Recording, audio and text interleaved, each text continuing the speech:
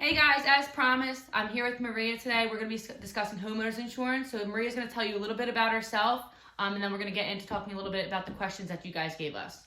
Hi guys, so my name is Maria Feliciano and I'm from the Satanoff Insurance Agency in Wayne, Pennsylvania. And as promised, I'm here with Jess Breaker, my longtime friend from high school, to collaborate to teach her a little bit something about homeowners insurance, just a one-on-one, and give you guys some information. Cool. All right guys, we're going to jump into your questions here a little bit. So Maria, can you just explain a little bit what homeowners insurance is? Yes, for sure. So homeowners insurance is basically the protection that you get when you are a homeowner and you live inside of your home. So that's basically going to protect your actual structure of your home, your dwelling. It's going to protect your liability to others. So for instance, let's per se, if someone was to get hurt on your property, or if you were to damage someone else's property, it's going to cover your personal property inside of the home, so everything that you own. So I like to put it this way: if you flipped your home upside down, everything that would fall out of your home would be considered your personal property. It's also going to cover your loss of use, which would be, let's per se, you did have a homeowner's claim and your home was uninhabitable. Your homeowner's insurance would pay for a hotel until either your home's rebuilt or the issue is corrected that you're claiming. Okay, awesome. Now, is this required when you're purchasing a home? It is required, especially if you are going through a bank or a mortgage company. A lot of times the mortgage company and bank, they're going to want you to insure basically the home that they're loaning out to you, because technically, yes, you own it, but you still have a loan on it. Yeah. So the bank wants to be protected as well. So if God forbid there is loss, it's protected. So. Yeah. And usually if you're getting a mortgage, that is one of the contingencies that you have to do in order for them to lend to you. For sure. They will not let you close without the homeowner's insurance during a closing.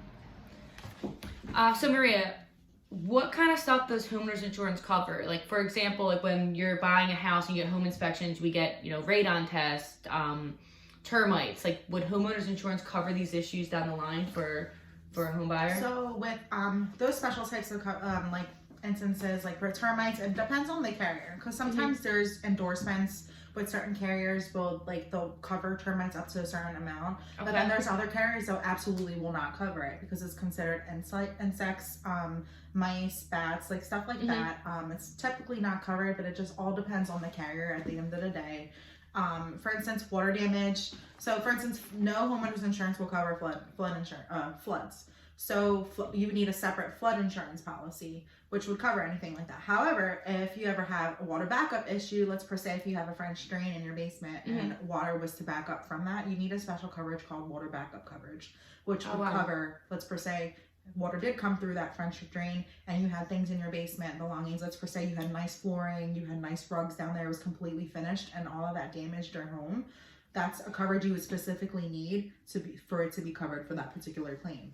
Let's per se, if you have a second floor and water was to back up from your toilet and back up onto your bathroom floor and seep through down to the first floor, that's another cover. You would need that coverage, water backup, for that to be. So covered. when someone's talking to you initially about these policies, are these things that you're recommending to them as add-ons, since a basic coverage wouldn't? Yeah. So with water backup, I recommend that always, because you never know. Even if, let's per se, you have a little rancher and you don't even have a basement, God forbid your toilet backed up, it wouldn't be covered because you didn't have that coverage. So I definitely always recommend water backup coverage. It's very inexpensive to have. Depending on the carrier, it's just a simple endorsement that could be added, and that could save you hundreds to thousands of dollars if you ever had a claim.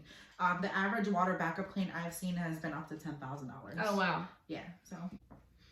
Okay, so Maria, when I'm shopping around for homeowners insurance and I'm buying a house, say for $300,000, am I calling you saying, hey, I need a policy that's going to cover $300,000, or how does that work, and how's it determined how much you guys are going to cover? So how it works is, so we're not going to insure it for $300,000, which would be like, let's per se, if it's the loan for the mortgage, we're going to insure it for the actual replacement costs to rebuild that home from the ground up with the same building materials of like kind and quality prior to the claim. Okay. So basically we use a replacement cost estimator tool that's going to take your square footage. We're basically taking your home piece by piece, like your siding, exactly. Let's per se, if it's vinyl, we're going to list it as a vinyl siding. Okay. So we're going to list basically all the building materials, and that's how it's all calculated.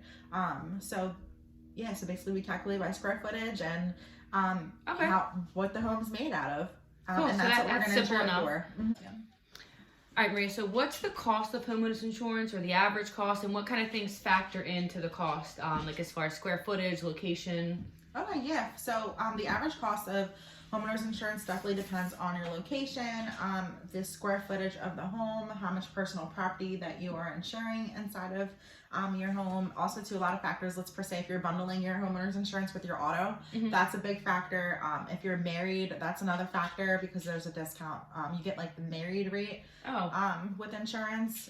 So yeah, those are pretty much basically the factors. It all depends on it's everything's insurance is case by case. It's all individually based off credit, your location. I know with homeowners insurance, let's per se, like if you've never, this is your first time being a homeowner, and you currently have a renter's policy. So let's per se, if you currently have a renter's policy and you're going to buy a home, that's technically continuous coverage, which really helps you with your rate when you're becoming a homeowner. So like for me, I'm personally a renter. So I've had renter's insurance for about 3 years. So I have 3 years of continuous coverage. So when I go ahead to get my homeowner's policy, that's going to help me in the long run because I have prior property insurance history. Also, too, let's per se, if you owned a property prior to that and you had a previous homeowner's claim within like 5 years, and then you're going to buy another home and you need that property insured as well. That's also a factor too, like homeowners claims too. So going back to the bundle, do you recommend people give you a call and talk to you about bundling everything? Will they typically get a better rate if everything's bundled? Typically, yes. Typically, if you give me a call, I could definitely try and find you something within that bundle. However, the cool thing about being independent and being an independent agent is I have like 20 other markets to work with. So let's per se, like we find an awesome rate for your homeowner's insurance. However, if your auto isn't really up to par for that particular carrier for their requirements, I have another spot to put you. And sometimes, a lot of times, I can also save you money even being with a separate company. So it all depends. So for all that, like honestly, I always recommend when you're going to become a homeowner, it's time to shop your auto too, because you want to get the best rate you could possibly can, especially now you're taking over more responsibility of being a homeowner too. So. And should homeowners insurance be something that you're yearly shopping for to see if rates are changing, or if you're locked into that rate, is that typically going to be the same rate that you're going to have?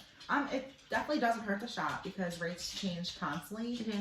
So I mean, if you're the person that wants to shop every single year and see like if you can save a little, but sometimes that can hurt you with insurance if you're basically hopping companies. Like let's per se your auto policy is like every 6 months. Every 6 months you switch to a different carrier. Sometimes it could hurt you. Same thing with homeowners, but it all depends at the same time. Like if you're a homeowner and you were with a company for a whole entire year or two, and then let's per se you had a claim within that time period, if you go ahead and shop, it might hurt you because you have a claim that you'll be surcharged for. Okay, gotcha. All right, so now that you went in a little bit of what the average cost is, how is homeowners insurance paid? Do you pay this monthly? Is this something that's paid in advance? Is it paid quarterly? So with homeowners insurance, it all depends. So let's per se, like, for example, if someone that's a new home buyer, they've never owned a home before and they're going through a mortgage company. A lot of times the mortgage company is requiring the homeowner's insurance to be paid in full entirely. And then there should be an option to escrow that entire homeowner's insurance premium into the mortgage. Usually for the first year, a lot of first-time home buyers do that. From what I know, that's a whole nother world. However, let's per se, it's a home that you're buying cash and you don't have a loan with. You have the option of paying it in full. You have quarterly options, 2-pay options, and 1 monthly options. But so it all depends on the carrier. It all depends on as well like what your mortgage is requiring as well, the bank. So essentially, as a home buyer, you'll pay this lump sum as part of your closing cost, and your mortgage company will hold this for you, and they'll disperse it, and it'll be part of your monthly mortgage payment. So it's not something that a buyer should need to be worrying about paying each month. It should come out with your mortgage due to the mortgage company. And honestly, it's always the easiest way. Me personally, with homeowners insurance, I've seen a lot of people, they escrow it into their mortgage and the check gets sent out to the insurance company and it's done for the year and they don't have to worry about it till next year. It's all coming out their mortgage payment. So all right, Maria, so now that I have my homeowner's insurance policy in place, is this a policy that's going to follow me through the life of my loan or however long I live at my home, or can I change this anytime? So yes, you may switch your insurance at any moment. However, always keep in mind that your coverage, the new coverage you're going to get, is 100% replacement cost, and not actual cash value before you switch. And also to make sure your coverage is apples to apples or better. You don't want to be basically stuck and shop for a new homeowners policy and say, oh my god, this price is awesome, but then you also want to make sure the coverage is up to par and you're not taking away coverage. Okay. So you just want to make sure it's apples to apples or even better. Especially too, like for instance, let's per se like you have a homeowners policy for a year and you make additions to your home, you make changes, you upgrade some things. You also want to let your agent know, because you want that to be accounted for. God forbid there's ever a claim. Okay. So yeah. Now, to just piggyback off of that question, if I have like added an addition to my home or anything, and say someone from the insurance company does a drive-by and notices I've given an addition, are they going to reach out to me to try and get me to change my policy? Or am I going to be dropped because I didn't disclose I added an addition? So no, I'm not going to drive by your house and be like, ooh, this person got an addition, let me call her up really quick. No, we don't do that. Unless you're like best friends with the agent, can't speak for someone else. But personally, I don't do that. But let's per se, like, it's always a homeowner's responsibility for the maintenance. So let's per se, like, okay, you did some additions. It's always important you call us. Just call me. Hey, Mari, I added new flooring to my house, or I went from your average laminate flooring to marble flooring. That's important, because when there's a claim, God forbid it's a total loss, your home has to be rebuilt from the ground up how it was prior to the claim. Okay. Now, if we only have the information you have when you first signed up and you didn't call us to tell us that there was any additions or anything done, we can't account for that. So if something happens, you're kind of out of luck. Yeah, possibly. Let's per se, your policy is only $250,000 to rebuild your entire home. You added some additions. Now to rebuild your home, it's $300,000, and you didn't tell us, and you're only covered for the $250 when it should be $300. You're only going to be covered for the $250. Okay, gotcha. Unless you have a special endorsement on your policy, which when I do homeowners insurance policies, I always add this endorsement on, which is very inexpensive.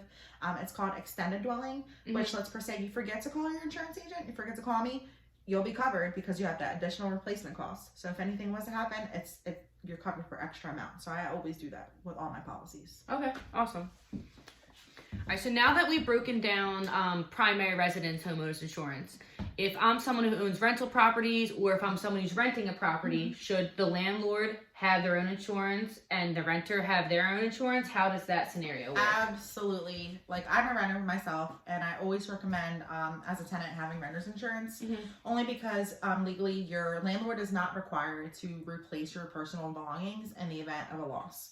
And for the landlord, it's definitely recommended to have landlord insurance, because you want to protect your liability. So God forbid, let's per se, it snowed one day and it was too late for you to go out to do snow removal. If your tenants aren't required to or aren't responsible to do it, and someone slipped and fell on your property, you could be held liable. So it's very important to have landlord's insurance for that reason. And of course, you want to protect your structure, the building that you're renting out. You also want to protect some of the personal property that you're going to have in there. For instance, let's per se, if you don't require a tenant to bring their own oven, their own refrigerator, any appliances that are built in. So yeah, that's definitely recommended to have.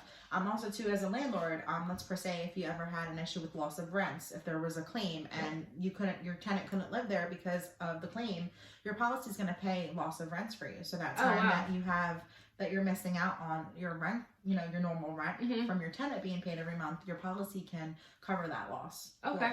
All right, Maria, thank you so much for coming today and talking about homeowners insurance. It's been very informative.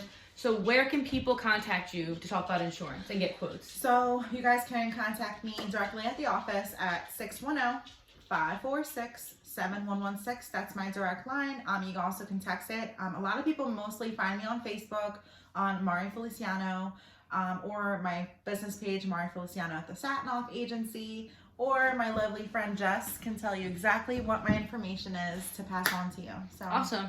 So guys, I'm gonna get all of Maria's info posted with this post, and if you have any questions, reach out to her. She's your girl for insurance. Yes, I'm also licensed in other states besides Pennsylvania. I'm licensed in Jersey, Delaware, Maryland, Texas, and South Carolina, and there's also other states that are coming soon.